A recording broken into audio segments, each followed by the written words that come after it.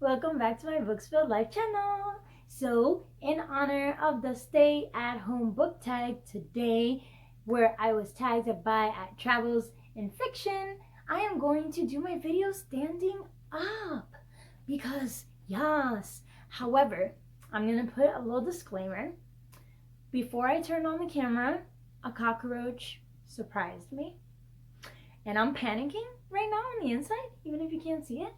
Afraid that while I'm filming this video, it's gonna pop out of somewhere. I couldn't grab it, and I don't know where she came from because I don't even eat in my room, and my room is actually really clean right now. So like, she Houdini'd. I had the thing to kill her, and she disappeared right in front of my very eyes. I'm like, I have two rugs that don't even go together, so there's no way she could have hidden under them, and I'm terrified. But anyways, because as if we needed more stress during this time, I need to worry about a stupid cockroach. Okay, so here we go with the questions.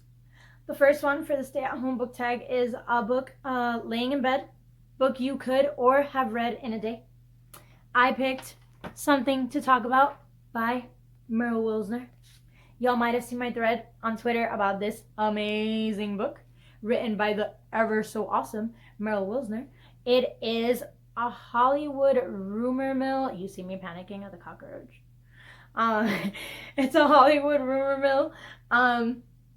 And basically the main most important actress, she is sort of like, she already came out, but like because she's an actress, she hasn't really dated.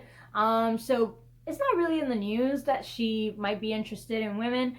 And the other character who's her assistant, I'm not going to spoil that, but she's also queer, and it makes her a really good storyline. There's bisexual rep and lesbian rep, and just overall amazingness. It is an age gap romance, so there is like a significant amount of years between the like both main characters, but I actually love that because, and y'all see, it's a very good representation of embracing your queerness later in life. And like, I'm not really elaborate about all this stuff, but some of you who are close to me know why that would be relatable to me. So like, I couldn't stop reading this book while I was laying in bed, and like the author tweeted something about it, and I was like, hold up, I need it. So I read it all in a day.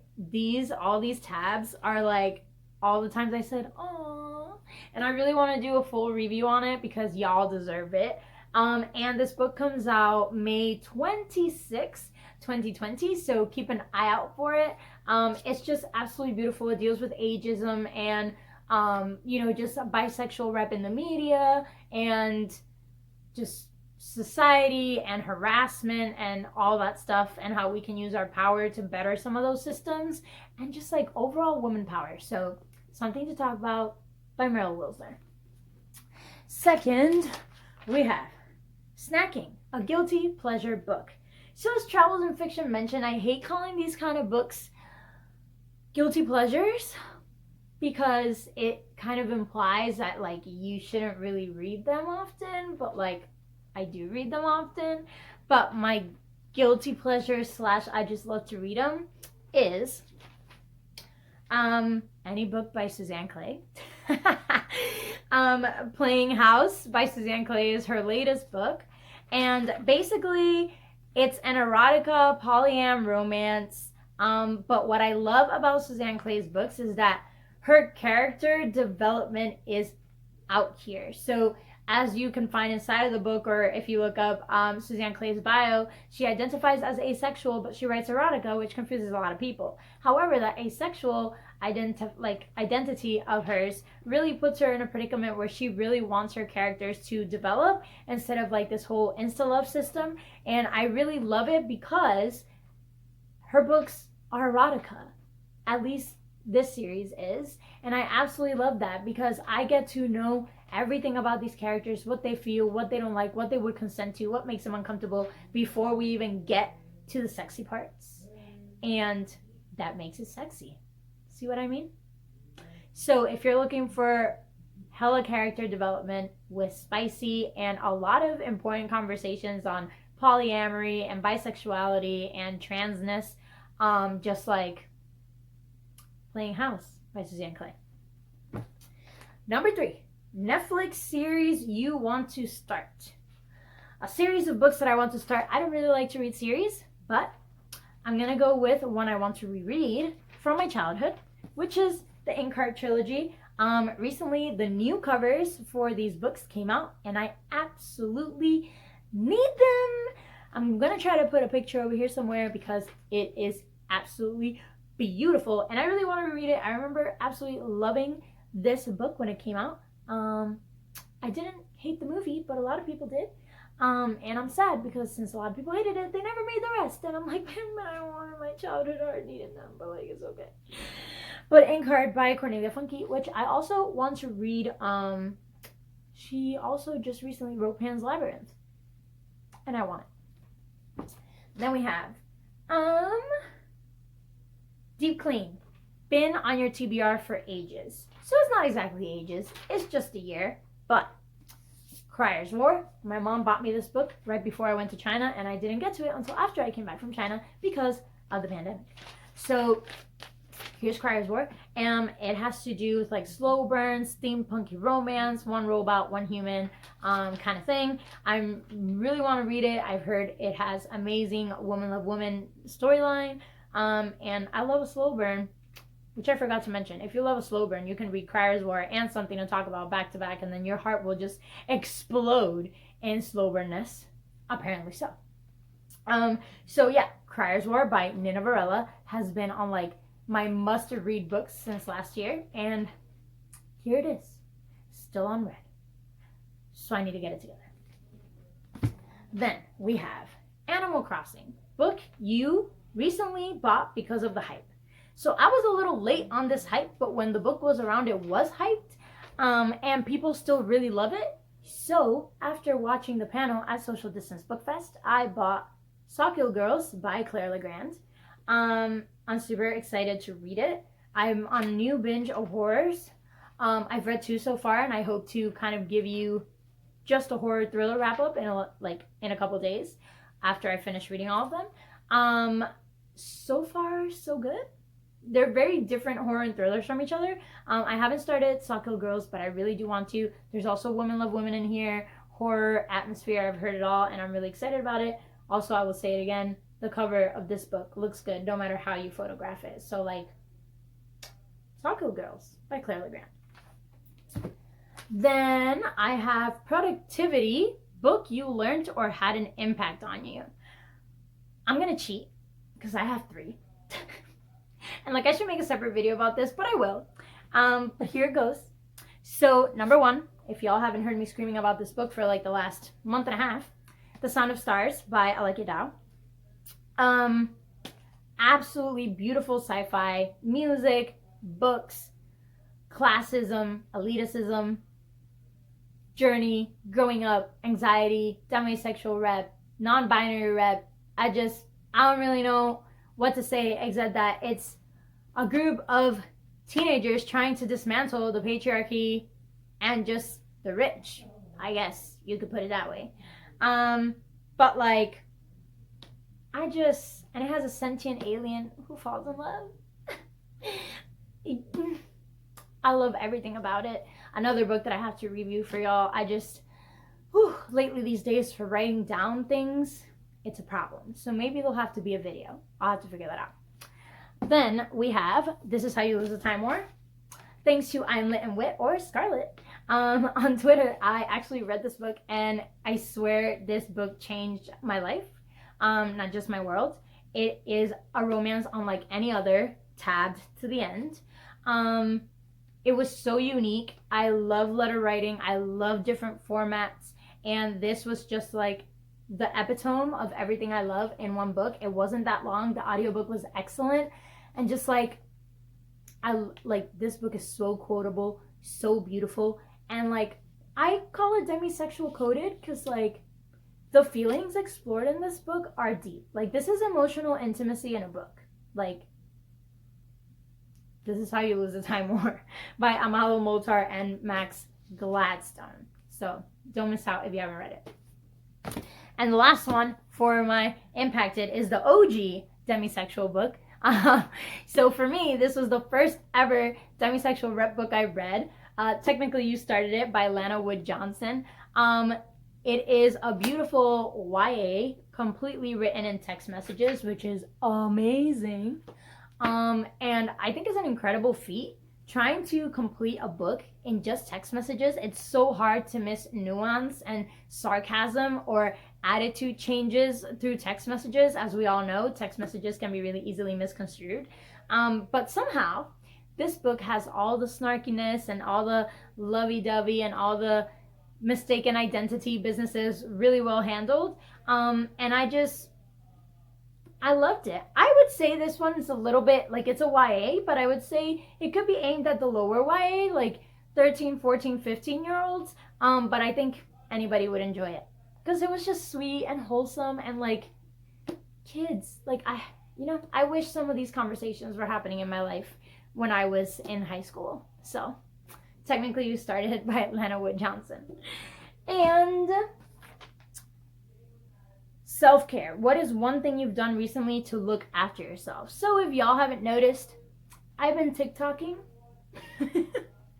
So like, yes, actually the TikTok is my self-care.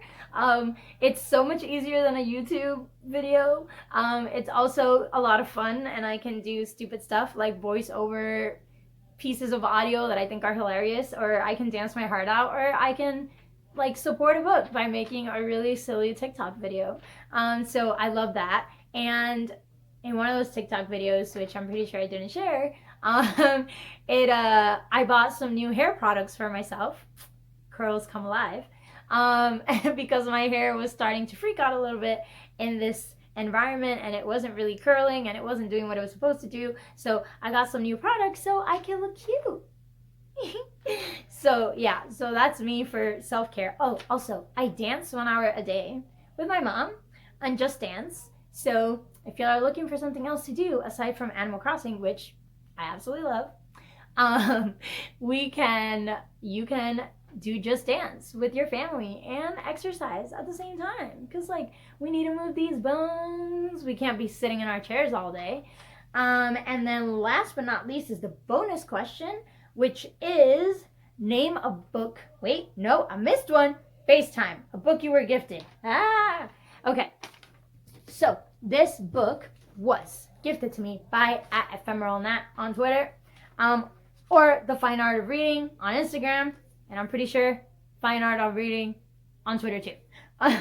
So for my birthday, Natalie gifted me Felix Ever After, which was actually on like my anticipated books list. I'm really excited to read a trans story with a Black MC, and I'm just here for it. I've heard this book is equally beautiful, equally heartbreaking, equally eye-opening, and I want it all. And like, the cover's so pretty. And I also love the TikTok that they did on release day for this book. And this is a Felix Ever After by Case and Calendar. And I'm just really excited to read it. And it's so pretty. Look, it almost matches that top part of my rainbow flag. Ha! All right, now this is truly the bonus question. The bonus question is, name some books coming out soon that like people should be paying attention to. So I listed 3, so I wouldn't take so long. There's Lobisona, which I'm going to put right over here, even though I have my arc, and I don't know why I didn't grab it. So Lobisona is amazing, all right? Friends, I've already read it. I gave it 5 stars. I was shook. It was like, there are just some books that when you close it, you're so sad you're closing it because you're leaving the world that the author has created. And Romina Garber nailed it. So do yourself a favor, and on August 4th, even though we all love Twilight, as I do, well, not all of us. I have friends who don't like Twilight, but I like Twilight. So make sure that you buy other books that are also coming out on August 4th, and Lobisona is one of them. So go buy yourself a copy and support Romina Garber, which is like #Latinx excellence. I'll say what I said. And I have Blaze Wrath Games by Amparo Ortiz, which will be, by the time it comes out, my 3rd book set in Puerto Rico. I'm hype about Puerto Rican dragons. Like I told my friends in the live yesterday, those dragons, I'm gonna make a TikTok, I'm telling you right now, where the dragons are gonna go weba as they put fire out of their mouth, beaks, whatever you call it. And I'm here for like Puerto Rican dragons, Puerto Rican MCs, and this like Quidditch like world competition thing going on. I'm here for Blaze Wrath Games. Plus the cover is pink and the art is amazing. And Amparo Ortiz is the sweetest person ever. So why not? And this one comes out in September or October. I think it's October. So Blaze Wrath Games. And last but not least is You Should See Me in a Crown by Leah Johnson. I watched the greatest interview today with Rocky on her YouTube channel. I'm going to tag that video below so y'all can watch it, where Rocky interviewed Leah Johnson about You Should See Me in a Crown. And first of all, Leah Johnson is a wholesome human being. She comes across so honest and friendly, and really the whole interview just sounds like a conversation between Rocky and Leah. And I was here for all the beautiful energy in that interview. And as Leah talked more and more about her book, I was like, I'm gonna go buy it now. So do yourself a favor, go watch that video down below and go get a copy because it comes out on June 2nd. So go pre-order. Okay, so that's the end of the tag. So I don't have anybody specific that I want to tag in this business. However, if you want to do this book tag and you want to consider yourself tagged after watching my video, go ahead and do your video and tag me if you did it because you saw it on mine. And that would be awesome. I don't remember exactly who created it because I don't remember hearing it in Travels and Fiction video, but I will, if I find it, link it down below so you can watch the original. Also, if you liked my video and want some more of this exuberant energy, then please click that subscription button, put the bell so you get notifications of when I make my video, or you can follow me on Twitter for more nonsense at Natalia de Jesus M, and I am really excited to see you all on a different day. Bye-bye!